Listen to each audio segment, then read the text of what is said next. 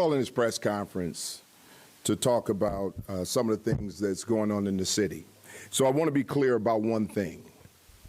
This is about law enforcement response to these types of incidents. So I want to be clear that I'm going to limit my responses to that.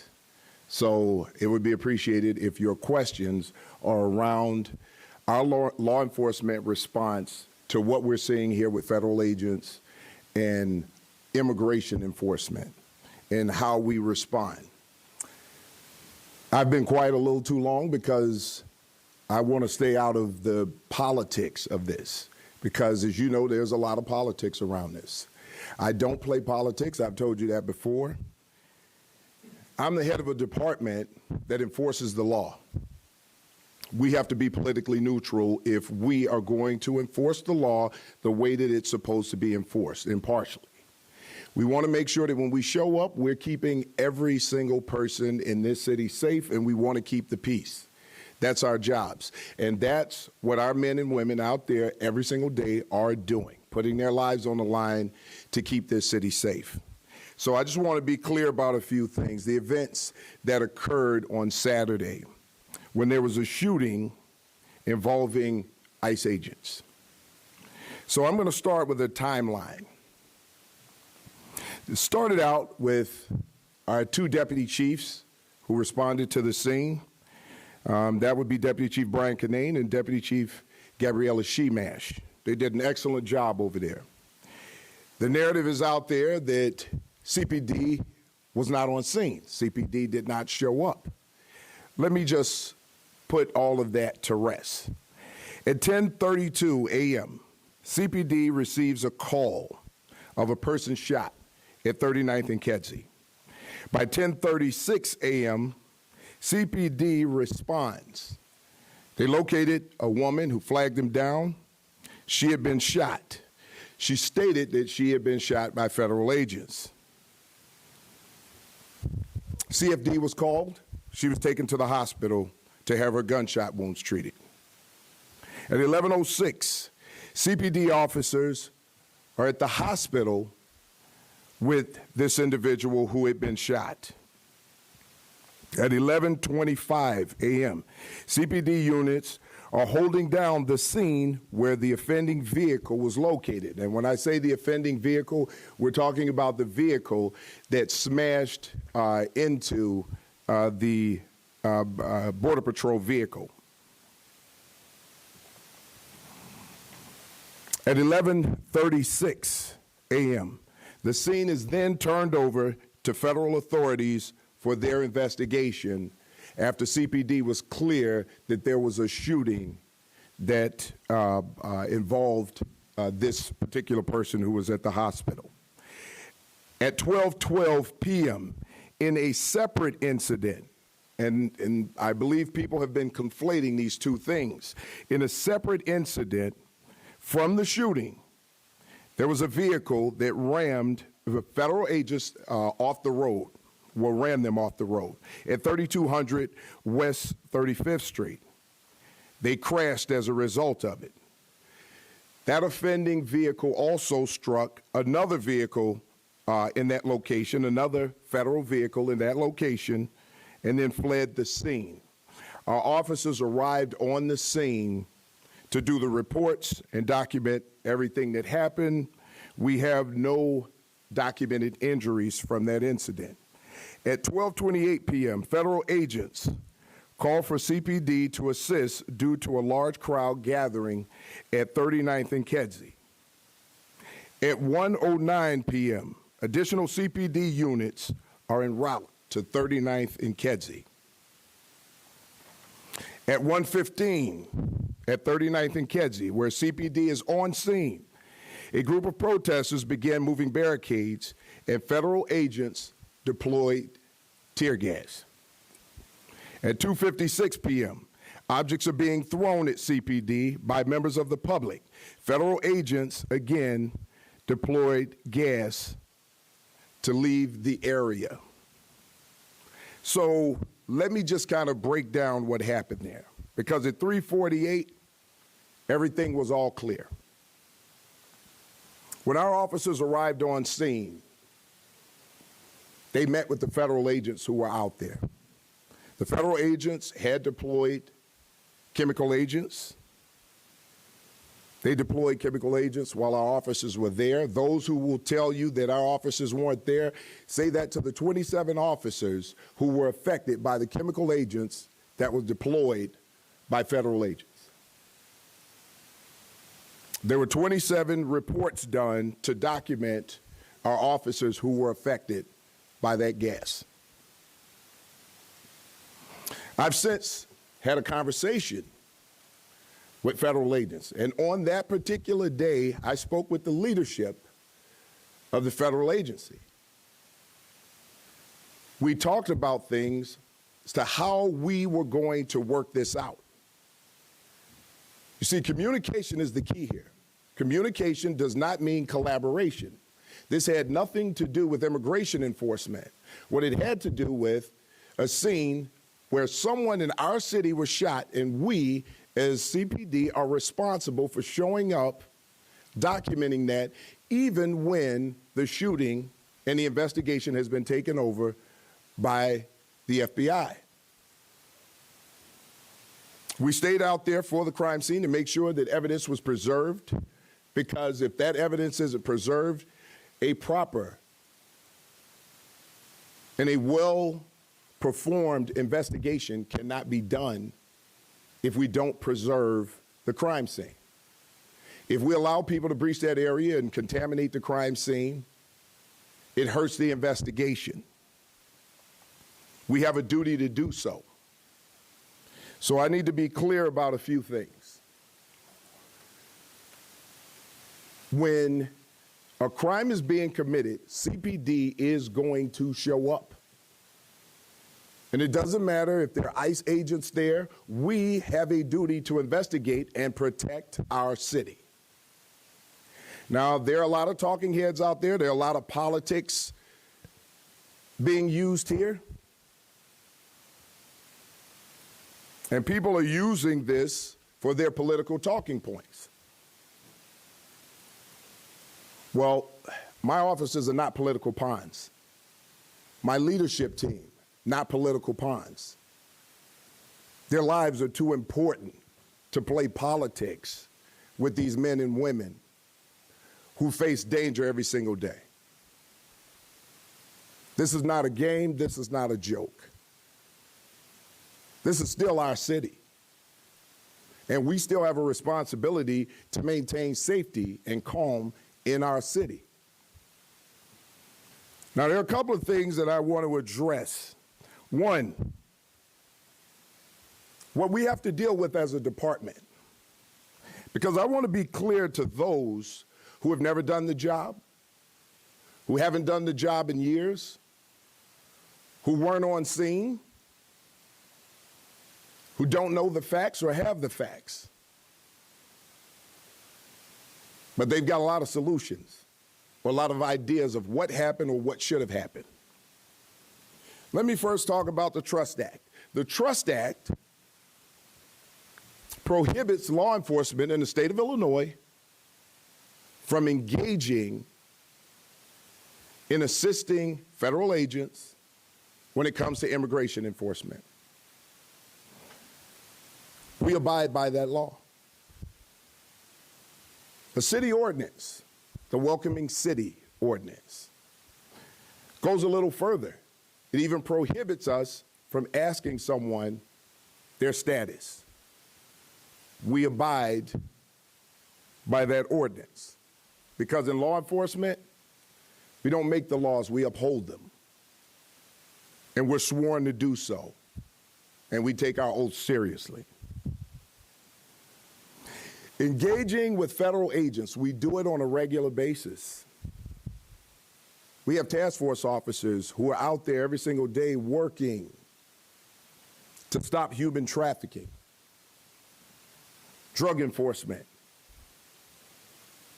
gun violence, gun recoveries, search warrants, and everything in between when it comes to violent crime in our city. We have a great partnership with our federal agents, and we still do, and we will continue to work with them around violent crime. But let me explain how important it is to understand how difficult it is for our officers at times. Because when we look at the Trust Act and the Welcoming City Ordinance, sometimes there's a struggle when you're walking that line to make sure that you're not violating either one of those things, and at the same time enforcing the law the way that we're supposed to. One thing about law enforcement, I'll tell you this right now, you're damned if you do and you're damned if you don't. But we accept that.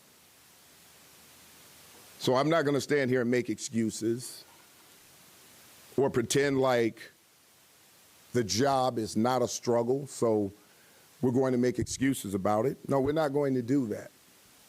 Again, these men and women go out there every single day, and these are the things that they fight through.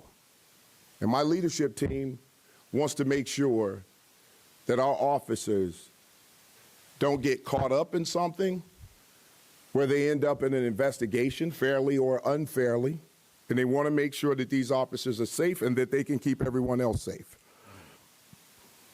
So although we do not engage in immigration enforcement, we are going to enforce the law when the laws are violated. So let me be clear to the public about certain things. You have to excuse me, I'm a little dehydrated. Let me make this clear. Federal agents, ICE, HSI, are officers. They are agents of law enforcement. If you box them in with vehicles, it is reasonable for them to believe that they are being ambushed and that this could end in a deadly situation. And it's reasonable for them to use force based on those conditions. Do not box in any law enforcement officer. You are breaking the law when you do that. And you are putting yourself in danger. Following law enforcement agents around. The question is why? What do you plan on doing? It's also reasonable for them to believe that you're eventually going to do harm to them. If you ram any vehicle, especially that one that contains law enforcement agents, and that's any law enforcement, local, state, federal, county, and you do this intentionally, this is considered deadly force. Deadly force is anything that can cause great bodily harm or death. When you plow into a vehicle that contains law enforcement agents, you're using deadly force. And they can use deadly force in response to stop you. We need to be clear about these laws. We cannot become a society where we just decide to take everything in our own hands and start to commit crimes against law enforcement. It is a crime. You may not like what they're doing. I can understand that there's a lot of emotions out there, but that does not mean that you get to commit a crime, especially one that could lead to deadly force. We need to keep everyone safe.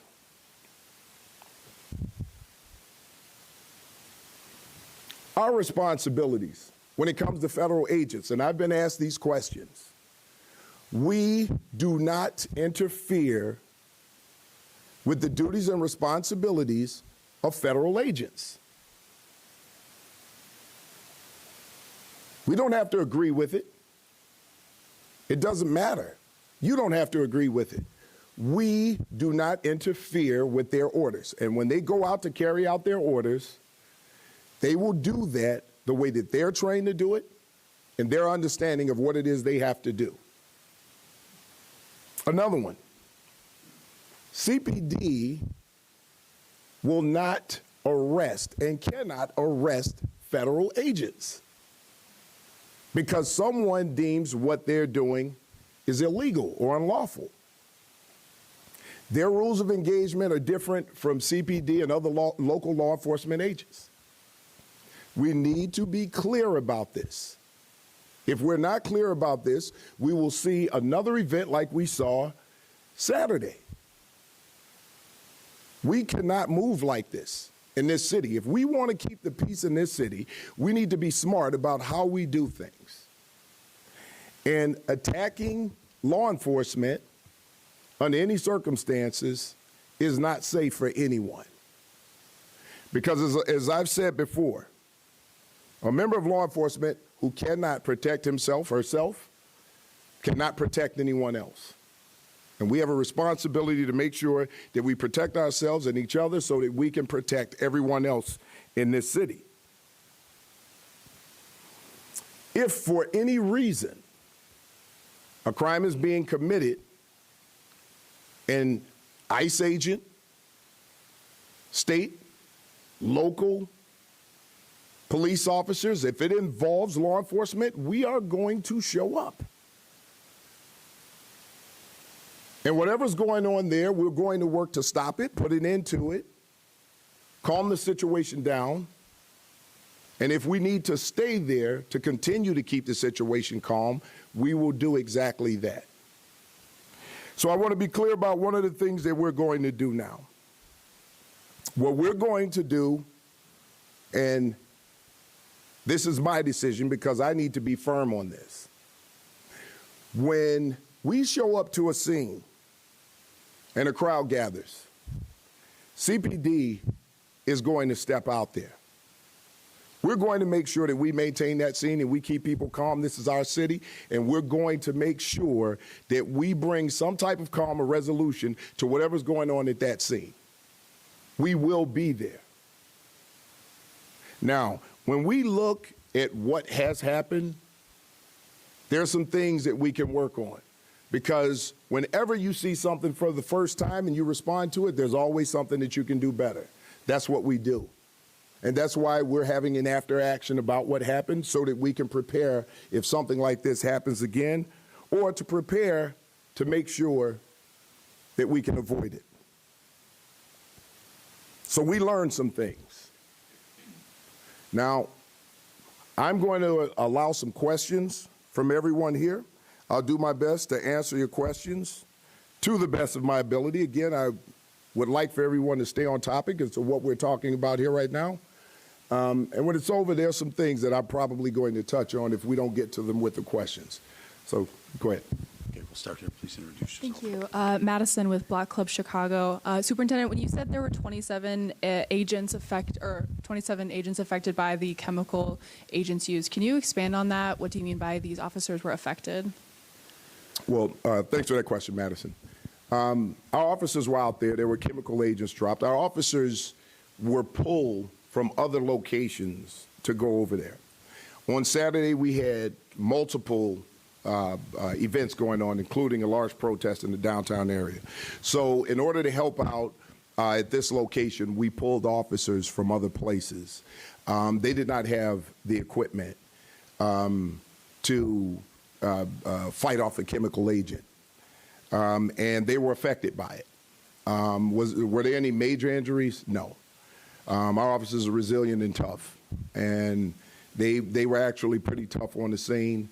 And but we made sure that it was documented, just in case they had some after effects from it. We just want to make sure that our officers are safe. So those officers are doing good, and then thank you for the question, for asking. Sarah Schulte with ABC7. Good afternoon, Superintendent. At any time, maybe you can clear this up too, at any time on Saturday were CPD officers told by dispatchers to stand down? Well, I don't know about them being told by dispatchers. There was some communication between boots on the ground, a supervisor, and the chief of patrol. So there was some communication by phone. There was something that was put out there that there was an internal message that came from the chief of patrol. That is absolutely not true. There is no internal message. There was a phone conversation. I'm not sure until we get to our after action, all of the exact language that was there, but I have had a conversation with the chief of patrol who was concerned about officers showing up on a scene. The chief of patrol at that time had no information that anyone was in danger. And let me just be clear about one other thing when it comes to these federal agents.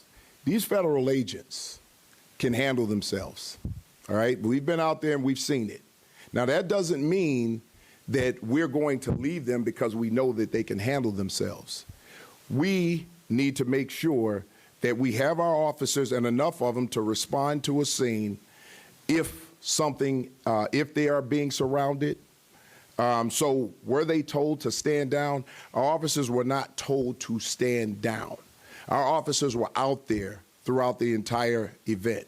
I would never tell our officers to stand down because if our officers were in trouble and we needed help from other officers, I would expect those officers to step in and help us. And it's the same thing that we do on our side.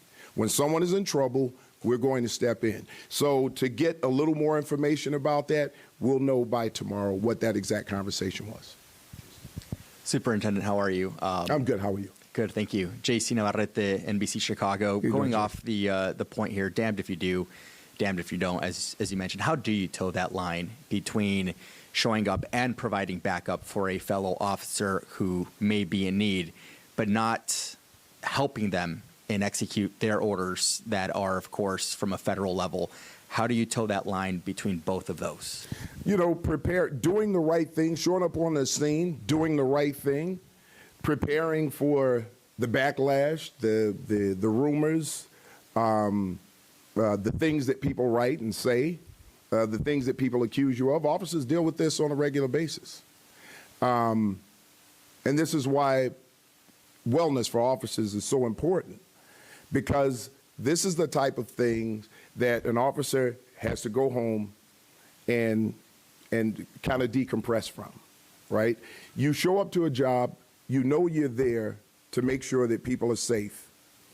And if there are immigration officers there, they're now being accused of enforcing immigration.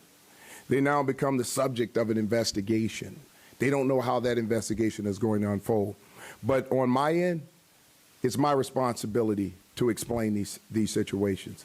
It's my responsibility to take that off of the backs of my officers, that when they go there and do the right thing, that they can be certain that their superintendent is going to stand up for them for doing what they're supposed to do and doing the job the right way, and that's exactly what I'm going to do. Hi, Superintendent Sarah Maki, CBS. Hi, sir. This is, I guess, part clarification, part question. I think you mentioned you met the day before on how we're going to work this out. Was that a meeting on Friday with federal partners? I'm sorry, I'm not sure if you understood what I was saying. Yeah, I don't think I did. So I just wanted to Okay, you clarify. said we Have met the you day before. met, I think you mentioned you met the day before to talk about how we were going to work this out. No. So I actually have contact with federal agents. And the reason that I talk to them is because when we have a situation that's volatile, that could blow up, that could turn into a full-blown riot, we have to have this communication. Because if we're going to keep the peace and we're going to keep this city as safe as we can possibly keep it, we need to have that communication. The rules of engagement for federal agents and the rules of engagement for CPD are completely different. There are things that these agents do that we don't do here in the city. So we need to make sure that we have an understanding of how we're going to go about keeping the peace at a scene when a crime has been committed, how we're going to stop violence if that's going to happen.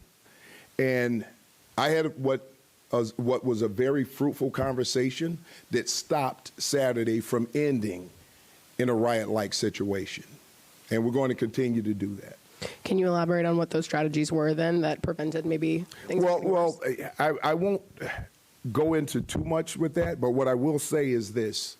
having a conversation about our officers going in, taking over the front line, making sure that we're standing out in front of these protesters so that they can then move to the inner perimeter and do what they needed to do to maintain that crime scene, get that crime scene taken care of as soon as possible, get them out of there as soon as possible. That brings down the boiling point. So if we're working to make sure that we're keeping the peace, this has nothing to do with immigration. It has to do with keeping the peace in our city and keeping calm. Hi, Superintendent Sophie with the Sun-Times. Hi, I don't know Sophie. if you could talk a little bit more about, we're going to be involved in scenes like this now. Will it look different from how it looked Saturday? Did this federal leadership you spoke with have anything to say about those 27 agents who were, affected by chemical gas? Oh, absolutely. He was extremely concerned about it. We are going to have further conversations about it. He was also appreciative of the fact that we came in, stepped in, and he was the first to say that this could have turned into a full-blown riot, and it didn't. So CPD, again, just can never say enough about how proud I am of those officers going in, being converged on like that, stepping in, and making sure that they kept the peace there. Brandon with WBBM News Radio. Hey, I think during the DNC, you kind of showed and ushered in what looked like a new era of crowd control and how that might look like successful crowd control. Are you going to be utilizing any of those techniques that were learned and trained for during the DNC? And the second part of this is when you're doing crowd control around these federal agents. Will federal agents then be allowed to join in, and would the techniques like we see in Broadview that are being used, or other gas being dispersed throughout the city, are those going to be included into your crowd control techniques? No, because that and let me just go back to your first question, and it's a great one, and thank you for that. Our officers are trained, and we continue that training just in case we have other civil unrest or protests that are going on, First Amendment activity. And our officers are very well trained, as you said. They'll show up on the scene and they'll utilize that training. Depending on the size of the crowd, things of that nature, tactics and techniques could change based on that. However, when they show up, all of the techniques, tactics that they've learned, that's what we'll be utilizing in these situations to diffuse situations and to keep things calm. When it comes to deployments of chemical agents and things of that nature, again, the federal law enforcement, they have a different probably training around it. They have different rules of engagement. So when they deploy based on their tactics and what their rules are. When we take control of a scene, we will have direct contact, communication with them so that they understand that we're going to cover that front line, so that it will be unnecessary to use these chemical agents at this time, because we'll be in front, we'll make sure that we keep these things covered. Omar Jimenez, CNN. Good to see you. Hey, how's it going? So in the timeline that you put out, you said 1228 federal agents call for help for a crowd, 109 additional CPD units are en route. I know there were already officers on scene, but can you just give some clarity on what were the considerations, or what would the considerations have been between in the 31 minutes or so, or 41 minutes, quick math, or so, when additional units were still being considered to be sent to the scene? What was the decision-making around there, and why was that needed? Well, the decision-making was based on a request. There was a crime scene there that had to be processed by the FBI, who was doing the investigation. And you still had a crowd there, not a very large crowd, but within that crowd there were some unruly people. There were federal agents there, and they held their line. But we wanted to make sure that we got there because there had been some chemical agents that were deployed. We wanted to get there to make sure that we brought the temperature down allowed for the processing of the crime scene. Once it was processed, then everybody could leave. But that gap of time that you're talking about, it took a little time to move officers from one location to another to get those officers over there. So we pulled officers from other deployments to get over there to help out with what was going on at that location. Hey, Sean Hannity here. Hey, click here to subscribe to Fox News YouTube page and catch our hottest interviews and most compelling analysis. You will not get it anywhere else.